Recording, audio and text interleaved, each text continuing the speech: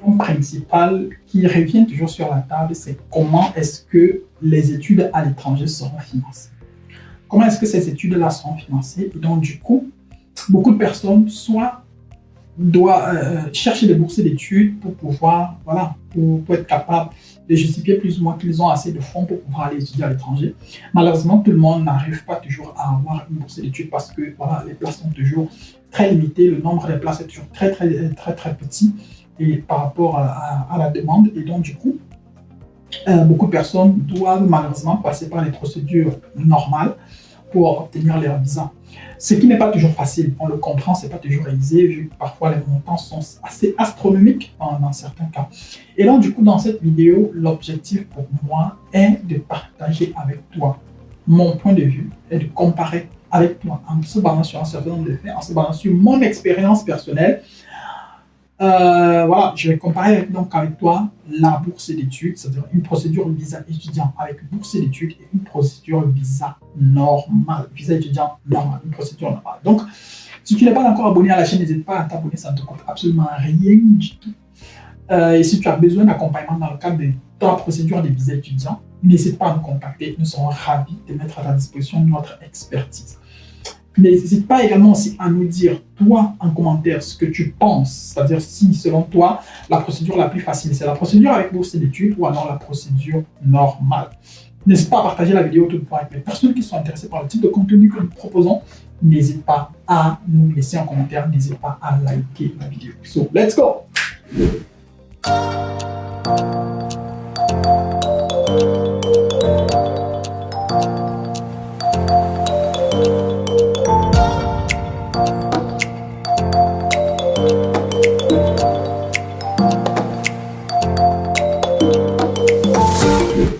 Nous allons commencer par le premier point, qui est la procédure des visas étudiants. La procédure normale pour un visa étudiant. Une procédure normale pour un visa étudiant, c'est une procédure qui est financée à 100% par le demandeur. Ici, généralement, il s'agit de quoi? Si par exemple, tu veux venir étudier en Allemagne, alors c'est toi qui t'occupes de tout.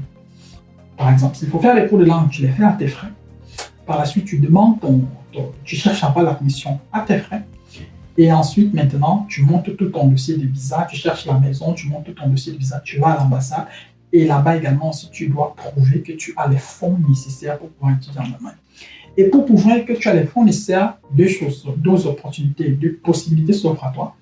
Une prise en charge. Bon, dans certains pays comme le Cameroun, on commence déjà à être assez regardant quand même sur la prise en charge. Ou alors, un compte bloqué. En compte bloqué, si on prend par exemple la prise en charge, il s'agit de quoi? Il s'agit de trouver quelqu'un qui va décider de signer un document qui atteste plus ou moins qu'il va prendre soin de toi pendant la durée de tes études, par exemple. Et donc, du coup, par exemple, s'il ne faut pas, par exemple, passer par une prise en charge, alors il faudra prouver que tu as un compte bloqué. Le compte bloqué en Allemagne, actuellement, il s'élève à 934 € x 12, ce qui nous fait environ 11 200 €, je crois, 11 200 € dont tu dois disposer dans un compte bloqué en Allemagne, dans une banque quelconque. Et avec ça, justement, tu dois pouvoir mettre ce document-là, joindre ce document dans ton dossier de visa pour pouvoir prouver au niveau de la représentation consulaire de ton pays que tu dois pouvoir, que tu as de quoi prouver que tu veux, par exemple, aller étudier en Allemagne, tu veux pouvoir aller peut-être faire un master ou alors un cycle de licence en Allemagne. Donc, c'est ça, en fait, une procédure normale. Donc, dans la procédure normale, par exemple, ici, il faut, par exemple, prouver que tu as une assurance, tu dois également aussi souscrire à une assurance. S'il faut trouver un logement, tu dois trouver un logement, tu dois être capable de tout financer par toi-même. Et donc, ce n'est pas toujours facile pour les personnes venant des familles pauvres ou modestes. Et dire que, par exemple, que tu vas devoir claquer peut-être, je sais pas, un 3 millions ou un 4 millions ou un 2 millions comme ça pour une procédure comme ça, là, c'est pas toujours facile. Mais qu'à cela ne tienne, il y a toujours des parades, il y a toujours des moyens, des voies et moyens pour pouvoir contenir un certain nombre de choses, parmi lesquelles, par exemple, si tu cherches, par exemple, quelqu'un qui peut t'aider à avoir un compte bloqué, tu peux me contacter et nous pouvons voir ce qu'il y a de faire dans ton cas. Toi. Si tu cherches quelqu'un, par exemple, qui peut te signer une prise en charge, tu peux également aussi nous contacter et nous serons également aussi ravis de voir ce que nous pouvons faire dans ton cas à toi. Si tu veux, par exemple, juste de l'accompagnement pour toute ta procédure, nous sommes également aussi là et nous verrons également aussi, en fonction de ta situation, nous allons te proposer des voies et moyens qui peuvent plus ou moins correspondre à ce que tu recherches, de telle sorte que tu puisses plus ou moins mener à bout ta procédure de voyage. Dans le deuxième point, je vais te parler des bourses d'études et je vais te donner pas mal de secrets autour des bourses d'études, des critères et peut-être des choses que jusqu'ici, tu n'as pas encore été mis sur le côté. Beaucoup de personnes savent que pour étudier à l'étranger, il faut avoir par exemple une bourse d'études, mais les gens ne savent pas toujours ce qu'il faut faire pour avoir cette bourse d'études-là. Les gens ne savent pas toujours comment procéder pour avoir une bourse d'études. Les gens ne savent pas toujours comment faire un certain nombre de recherches pour pouvoir tomber sur une bourse d'études. Ici sur Parlons Voyage, nous avons déjà publié au moins 2 vidéos sur les thématiques des bourses d'études. Je t'invite à aller dans la barre de description de cette vidéo, du moins à aller peut-être dans la liste des vidéos déjà publiées ici sur Parlons Voyage et tu trouveras forcément au moins l'une des vidéos en question qui reviendra peut-être encore un peu plus en profondeur sur la thématique des bourses d'études. Qu'à cela ne tienne, ce que tu dois savoir, c'est quoi? C'est que il y a des tonnes et des tonnes de programmes de bourses d'études à l'étranger. Peu importe le pays que tu prends, si tu prends par exemple un pays comme l'Allemagne, il y a des structures comme le DAAD qui offrent pas mal de bourses d'études. Si tu prends un pays comme les États-Unis, tu trouveras des centaines, voire des milliers de programmes de bourses d'études qui sont généralement thématisés. On va généralement par exemple cibler des personnes qui jouent au tennis pour leur donner des bourses d'études. On va cibler des personnes, par exemple, qui font de l'athlétisme pour leur donner des bourses d'études. On va cibler, par exemple, des personnes qui ont un certain nombre de compétences, peut-être dans les matières comme les mathématiques, pour leur donner des bourses d'études. On va peut-être aussi cibler les personnes qui ont de l'intérêt pour l'écriture, des potentiels futurs écrivains, pour leur donner des bourses d'études. Les bourses d'études seront généralement thématiques et donc, du coup, il faudra que tu fasses des recherches en fonction de ton profil. Maintenant, ce que tu dois également aussi savoir, c'est quoi? C'est qu'il y a un certain nombre de critères pour pouvoir obtenir une bourse d'études. Il y a un certain nombre de cases qu'il faut cocher pour pouvoir obtenir une bourse d'études. Et parmi ces critères-là, il y a généralement l'âge, les moyennes, peut-être les intérêts, les activités extra-académiques, Est-ce que tu es plus ou moins engagé socialement ou politiquement? Est-ce que tu as fait d'autres activités? Quelle est ta particularité jusqu'ici? Tous ces facteurs-là vont concourir à ce qu'on te donne ou non une bourse d'études.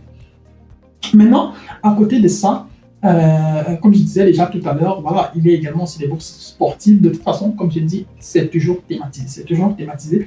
Et donc, du coup, moi, le conseil que je donne toujours, c'est quoi? C'est que si tu veux, par exemple, une bourse d'études pour la France, et que tu vois que tu remplis un certain nombre de critères, et tu tombes sur un programme qui t'intéresse, peut-être, généralement, quand tu tombes sur un programme qui t'intéresse, il n'y a peut-être plus assez de temps pour pouvoir rassembler tous les documents.